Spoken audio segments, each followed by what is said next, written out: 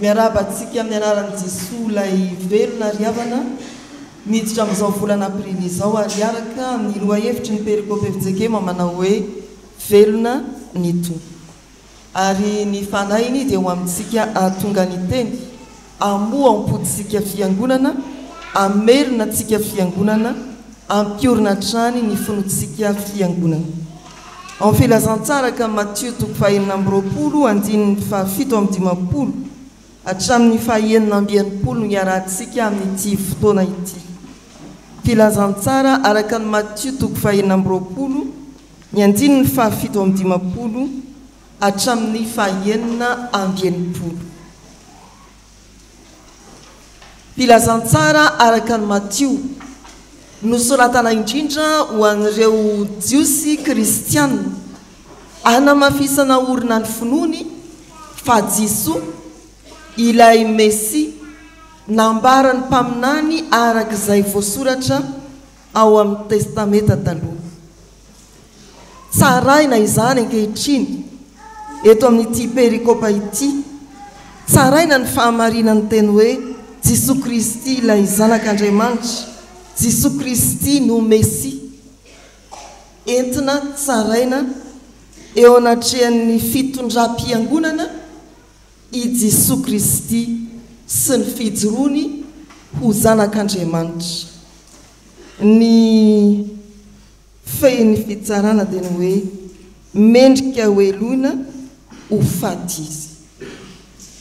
Mendrika ho eloina ho faty ilay tompo velona.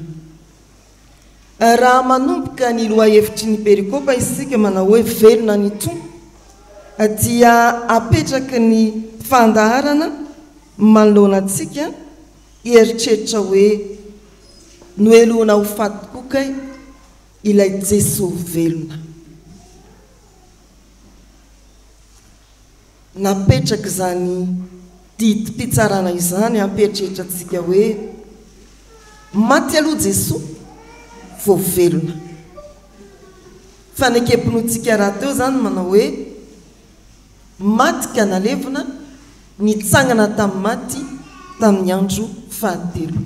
Mialohan'ny iresantsika zany hoe velona ny tompo dia ampatsivina antsika eto ny lalany zany fisehoany amin'ny fahavelomany zany.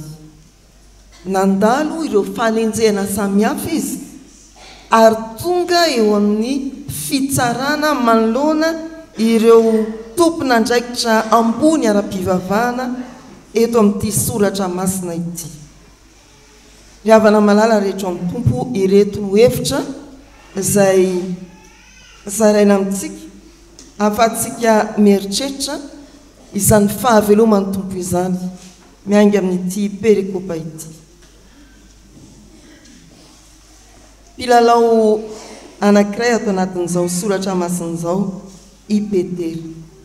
Eo amin'ny 5:20 ambarany soratra masina hoe nanaraka azy teny lavidavitra eny hatrany amin'ny kianjan'ny tranony mpisorona be, niditra izy dia niara-mipetraka eo amin'ny mpiandry raharaha mba hahity izay hiafara.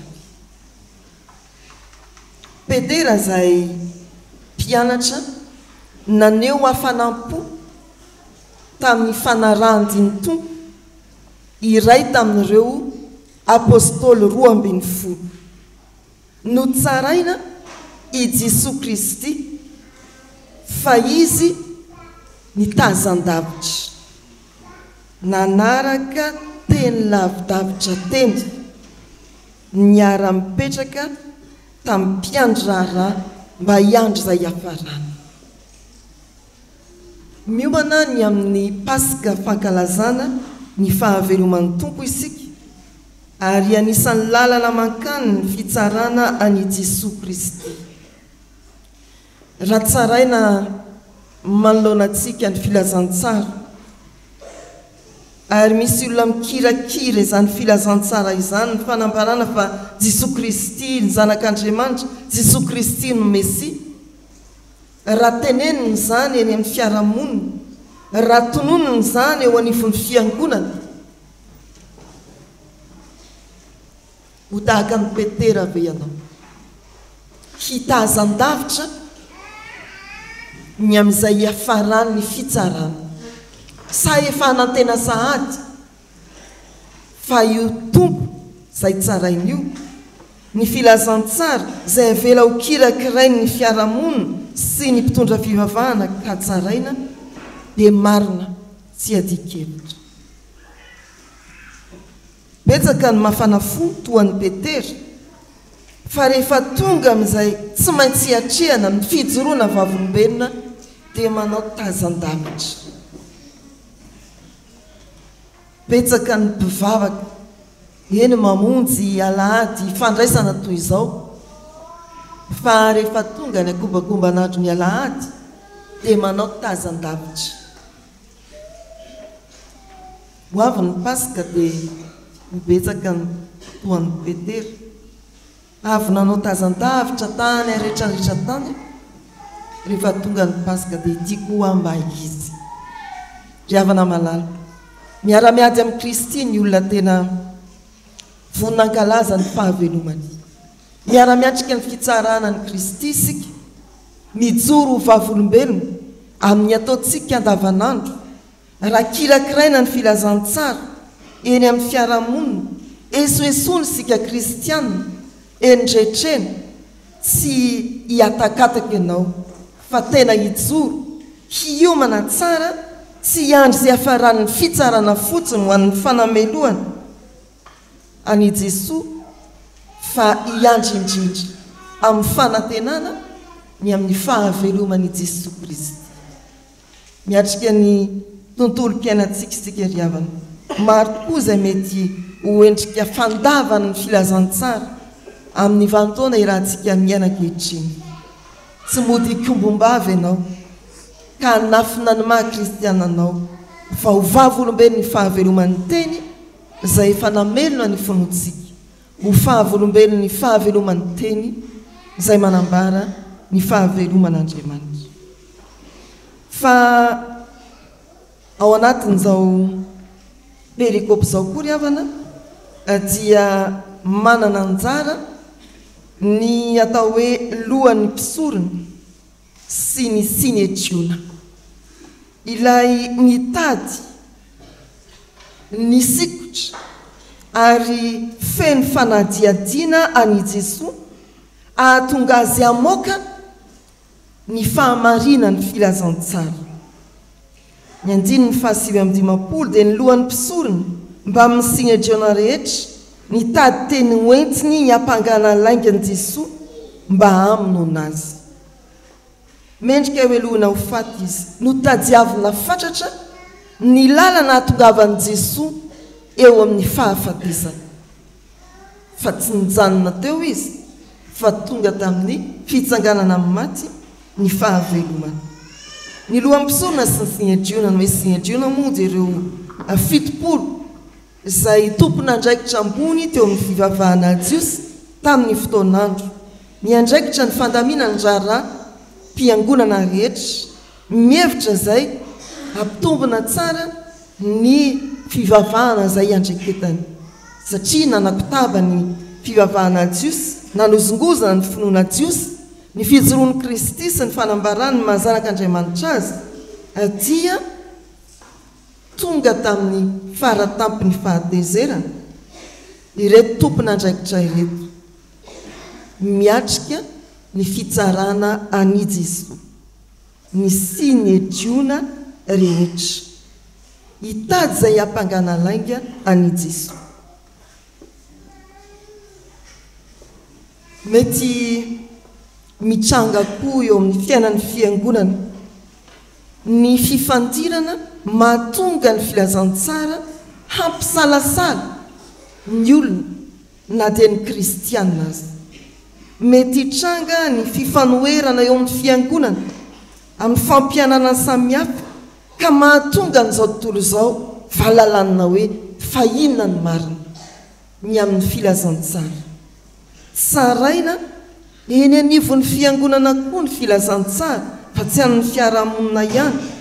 Indraindray dia tadiavina izay andosona ny filazantsara torian'ny fiangonakafa dia katsahana mafy izay hampangana ny hafa ho tsy mahavita azy zany ny zava-mitrango anatin'ny fiainan'ny fiangonana sy ireo antoko-pivavahana samihafa riavana. Tsaraina ny fahamarinany filazantsara. Isan'izay hitady ny ampangana ny filazantsara ve isika sa hitady zay hanamarinana ny filazantsara ao amin'ny soratra masina zay nomena ivelomantsika. Tsaraina ao anatin'ny fiangonana ny filazantsara. Inona ny fahafantaranao ny filazantsara? Iza no halalanao any Kristy? I Kristy lay mpanakirotana ny fiainanao ve ka mendrika ho tsaraina tokoa? I Kristy lay mampisamvoaravoara ny fiainan'ny fiangonana ve ka metrahana fanontaniana indray ny hoe velona marina ve izy? Tena maty ho antsika koa ve izy? Aiza ianao ry havana? Isan'ireo mpisorona be sy ny hedriona ve?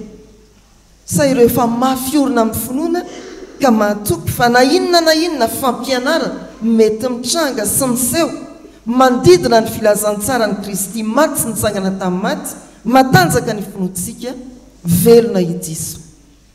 Ampy izay tsisy fanampiny. Raha miorina tsara amin'izany fahavelomany tompo izany ny finoantsika, tsy azo izaiza ozongozoniny isika na inona teny afafy manodidina ny filazantsara hitadiavana izay ilazana fa tsy mahomby ny filazantsara torin'ny fiangonana izao na izao.